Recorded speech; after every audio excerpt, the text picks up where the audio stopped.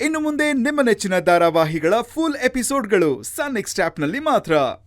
ಕಂಟ್ರೋಲಿಗೆ ತಗೊಳ್ಳೋದೇ ಕಷ್ಟ ಆಗ್ತಿತ್ತು. ಈಗ ನಾನಲ್ಲಿಲ್ಲ. ಹೇಗಿದ್ದಾರೋ ಏನು ಅಂತ ಒಂದೂ ಗೊತ್ತಾಗ್ತಿಲ್ಲ. ಅಕ್ಕ ಸರಿಯಾಗಿ ಏನು ಹೇಳ್ತಿಲ್ಲ. ಅಮ್ಮಮ್ಮ ಫೋನ್ ಮಾಡ್ತಿದ್ದಾರೋ?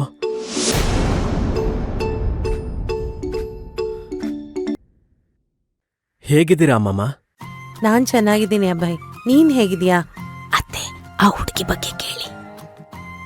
ಹಾ ಅಭಯ್, ರಿಸರ್ಚ್ ಮಾಡ್ತೀನಿ ಅಂತ ಹೇಳ್ದವನು ಹೊಲದಲ್ಲಿ ಕುಡುಗೋಲ್ ಹಿಡ್ಕೊಂಡು ಏನಪ್ಪಾ ಮಾಡ್ತಿದ್ಯಾ?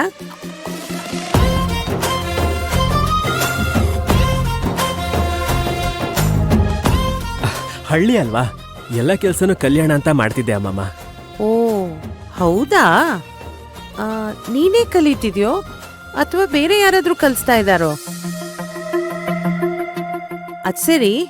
ಹಾ, ಜೊತೆಗೆ ಆ ಲಂಗ ದಾವಣಿ ಹಾಕೊಂಡು ಒಂದು ಹುಡುಗಿದಾಳಲ್ಲ, ಅದ್ಯಾರೋ? ತುಂಬಾ ಹಾರ್ಡ್ ವರ್ಕ್ ಮಾಡ್ತಿದ್ಯಾ ಅಭಯ್ ನೀನು. ಮನೆಯಲ್ಲಿ ಒಂದ್ ಕೆಲ್ಸ ಮುಟ್ದವನಲ್ಲ, ಅಲ್ಲಿ ಕಳೆ ಕೀಳೋದೇನು, ಹೊಲ ಕ್ಲೀನ್ ಮಾಡೋದೇನು, ಅಬ್ಬಬ್ಬಬ್ಬಾ.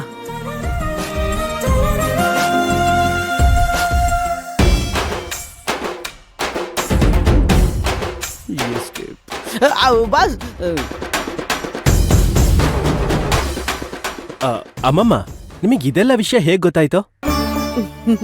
ಏನು, ಫೋನ್ ಮಾಡದೇ ಇದ್ದಿದ ತಕ್ಷಣ ನಮಗ್ ವಿಷಯ ಗೊತ್ತಾಗಲ್ಲ ಅಂತ ತಿಳ್ಕೊಂಡಿದ್ಯಾ? ನಾವೆಲ್ಲ ಮಾಹಿತಿ ಕೇಂದ್ರಗಳನ್ನ ಇಟ್ಟಿದೀವಿ.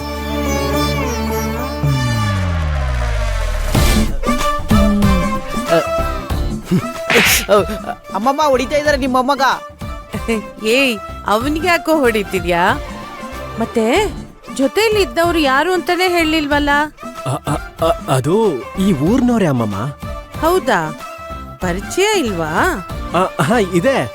ಇಲ್ಲ ಇಲ್ಲ ಇಲ್ಲ ಇಲ್ಲ. ಏನು ಇದೆ ಅಂತ್ಯಾ, ಇಲ್ಲ ಅಂತ್ಯಾ? ಏನು ಅಂತ ಸರಿಯಾಗಿ ಹೇಳು. ಅದೇ ಅಮ್ಮಮ್ಮ, ಹಾಯ್ ಬಾಯ್ ಪರಿಚಯ ಅಷ್ಟೇ. ಅತ್ತೆ ಕೊಡಿ, ನಾನ್ ಮಾತಾಡ್ತೀನಿ. ಹಲೋ ಅಭಯ್. ಹೇಳಮ್ಮ, ಹೇಗಿದೀಯಾ? ಚೆನ್ನಾಗಿದೀಯಾ? ನೀನ್ ಚೆನ್ನಾಗಿದ್ರೆ ನಾನ್ ಚೆನ್ನಾಗಿದ್ದಂಗೆ. ನೀನ್ ಆರಾಮಾಗಿದ್ಯಾ ತಾನೇ? ಅಮ್ಮ, ಅಕ್ಕ ಫೋನ್ ಮಾಡಿದ್ಲು. ಏನು? ಅಖಿಲ ಫೋನ್ ಮಾಡಿದ್ಲಾ? ಹೌದಮ್ಮ, ಯಾಕೋ ತುಂಬಾ ಬೇಜಾರಲ್ಲಿದ್ದಾಳೆ. ಏನು ಅಂತಾನೂ ಹೇಳಲಿಲ್ಲ. ನಾನು ಆದಷ್ಟು ಸಮಾಧಾನ ಮಾಡಿದ್ದೀನಿ. ನೀನು ಒಂದ್ಸಲ ಹೋಗಿ ಸಮಾಧಾನ ಮಾಡಮ್ಮ. ಅಲ್ಲ ಕಣೋ, ಏನಂತೆ ಸಮಸ್ಯೆ? ನಾನು ತುಂಬಾನೇ ಕೇಳಿದೆ ಅಮ್ಮ, ಆದ್ರೆ ಏನು ಅಂತ ಹೇಳ್ತಿಲ್ಲ. ಅಮ್ಮ, ಅಕ್ಕನಿಗೆ ನಾವು ಬಿಟ್ರೆ ಬೇರೆ ಯಾರಿದ್ದಾರೆ ಹೇಳು? ನಾವೇ ನೋಡ್ಕೋಬೇಕು. ಪ್ಲೀಸ್ ಅಮ್ಮ, ಅಕ್ಕನ ಹೋಗಿ ನೋಡ್ಕೊಳಮ್ಮ. ಸರಿ ಅಭಯ್, ಆಯ್ತು. ಏನಾಯ್ತು ಕೌಸಲ್ಯ? ಅತ್ತೆ, ನಿಮ್ಗೂ ಅಖಿಲಂಗೂ ಏನಾರು ಜಗಳ ಆಯ್ತಾ?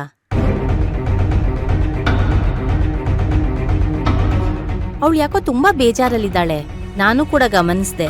ಅಭಯ್ನೂ ಹಾಗೆ ಅಂದ. ನಿಮ್ಮಿಬ್ಬರ ಮಧ್ಯೆ ಏನಾರು ಆಗಿದ್ಯಾ ಅತ್ತೆ?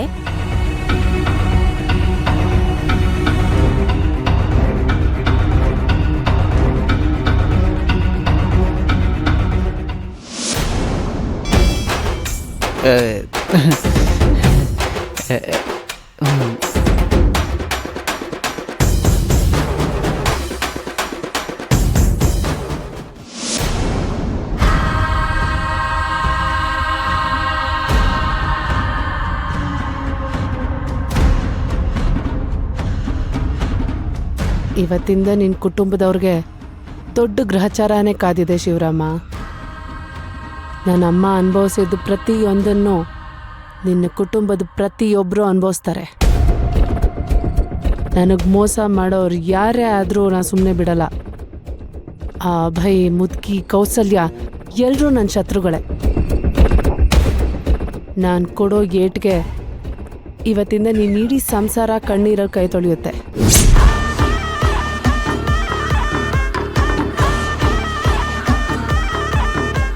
ನೀನು ಇಲ್ಲೇ ಇದ್ದು ನಿನ್ನ ಕುಟುಂಬ ಕಣ್ಣೀರು ಹಾಕೋದನ್ನ ನೋಡ್ತಾ ಇರು. ಆಗಲೇ ಸ್ವರ್ಗದಲ್ಲಿರೋ ನಮ್ಮಮ್ಮಂಗೆ ನೆಮ್ಮದಿ ಸಿಗೋದು.